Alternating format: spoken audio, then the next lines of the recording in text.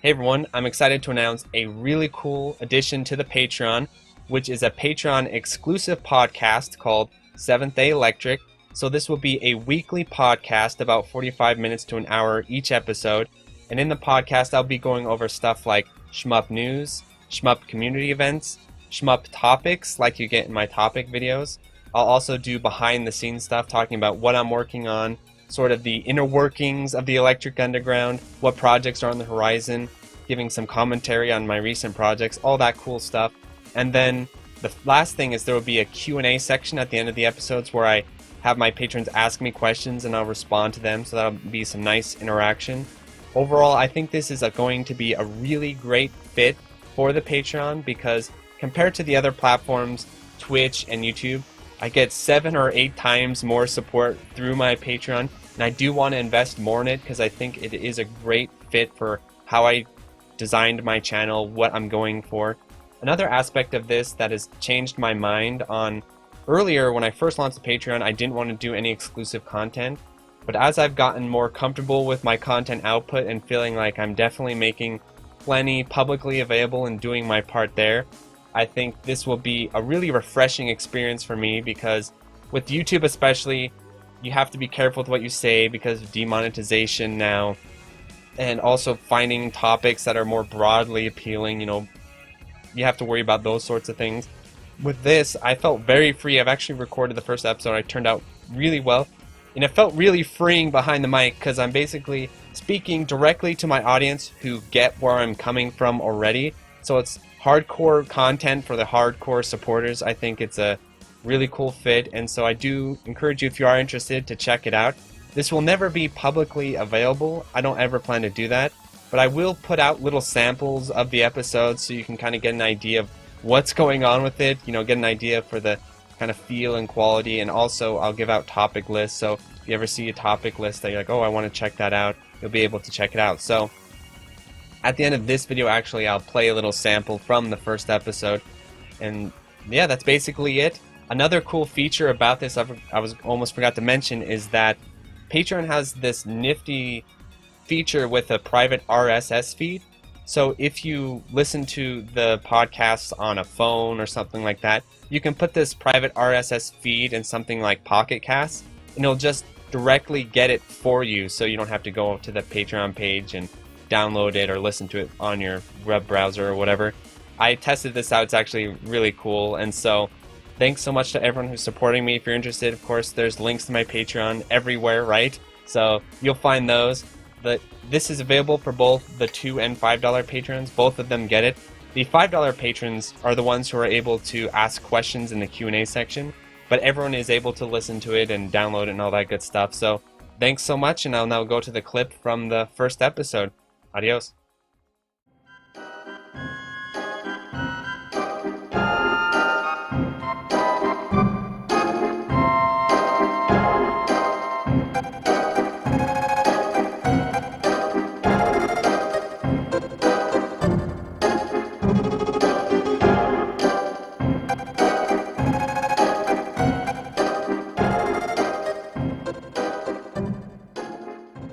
Losing out on money that you could have had, and I don't think that it's going to give you a whole lot of advantage as far as wider market appeal, because people who didn't buy Blue Revolver to begin with, for the most part, Shmup fans were a small group.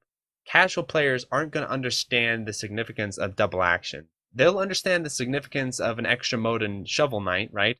It's, oh, you play this flying guy and you shoot stuff.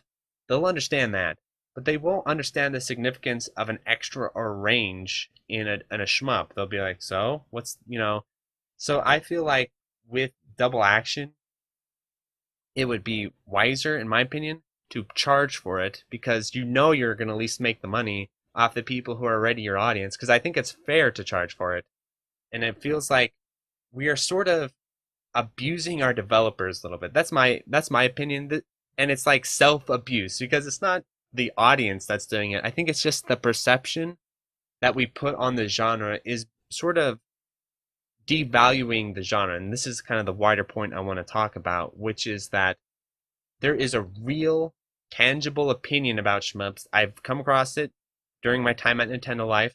I've come across it in my discussions on Discord.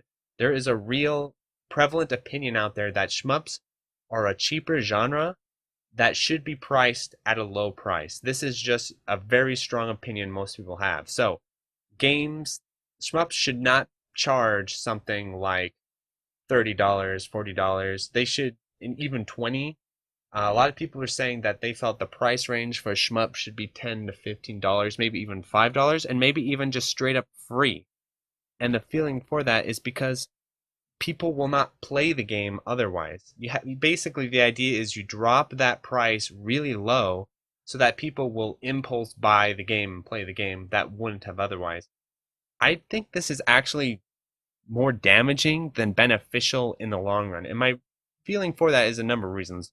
The first one is just obviously, as developer, you are just losing money because recouping, let's say you would have sold the game for $20 and you drop it to 5, you got to quadruple your sales to make up for that $20 that you were losing on one sale. And the thing is I don't think hardcore fans of the genre, maybe shmup players are cheaper than I give them credit for. Maybe that's part of it. But for myself included, if the game is good, I'm going to buy it at 20. It doesn't matter if it's 5 or 20, I will buy it if it's a good game. And I don't actually do this thing. I know some people do this, so maybe this is where this idea comes from. But I personally don't do this thing of buying cheap games because they're cheap and then I just never play them. I don't do that. And I think there are people who do that as kind of like a little bit of like a collecting impulse. But I still think that you are devaluing your games when you just drop the price. And you're basically saying, here, buy this game because it's cheap, rather than buy this game because it's good and it deserves the price. And there are a lot of games that, like fighting games and stuff like that, where they have a nice solid pricing structure. Some of them can get kind of cheap, but for the most part, a lot of fighting games, even indie fighting games, have a more solid pricing structure where the developers are getting what was kind of the value of the games.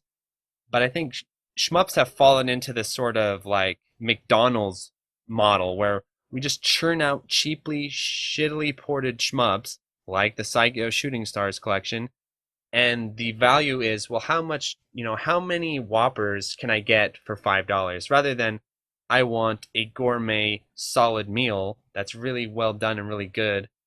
And this is what I call the M2 model, and this is why I really like the way M2 price their games and sell their games, especially digitally. I think the importing and stuff like that is a little much, but that's a whole separate thing outside of M2. But as far as their digital prices and stuff, the $40, I think that's extreme. That's what I would actually recommend, is that maybe shmup developers start looking into, rather than undervaluing our games, let's value our games at a price that is more representative of their quality. So M2 games are definitely a $40 game. It's all there. They got the gameplay, they got the extras, they got the online modes, they got everything to back up that price tag. Whereas with indie shmups, yes, you can drop it for free or $5, but then you also can skip out on some features, right? You can, well, we don't need to do a training mode because it's $5. Oh, we don't need to do an online mode or like an online leaderboard because it's $5. We don't need a replay mode because it's $5. We don't need to add any sort of arranges or extras because it's $5. And the sad thing is that there are really good indie shmups that do all this for really low prices, but at the same time, I think it does everyone a benefit, because people who like impulse buy a $5 cheap shmup and play it for 5 minutes, and then their view of shmups is, oh, there's nothing really to the genres, versus the people who buy an M2 port. And you can see which one is more successful just in the anticipation, right? Many more people are a lot more interested and invested in covering the M2 ports because I think their price tags do signify quality on some level, right? M2 aren't cheaping out and giving the games away for $10. I do think that would actually diminish their overall prestige. And this is kind of I'm sure this sounds a little bit crazy to some people, but here we have a test case, right? Which is this podcast.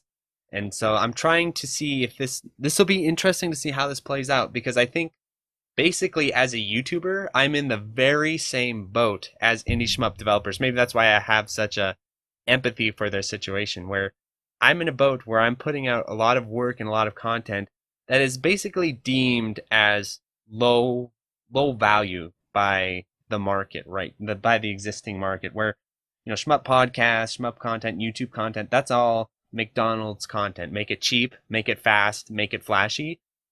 And I'm trying to see, well, what if I focused on the quality of, and I do try to make quality content, obviously. The sad thing is like with YouTube and with like indie gaming, you kind of have to still deliver the quality. Well, that's a good thing, but it's also unfortunate that you don't really get rewarded for that, I guess is what I'm going for.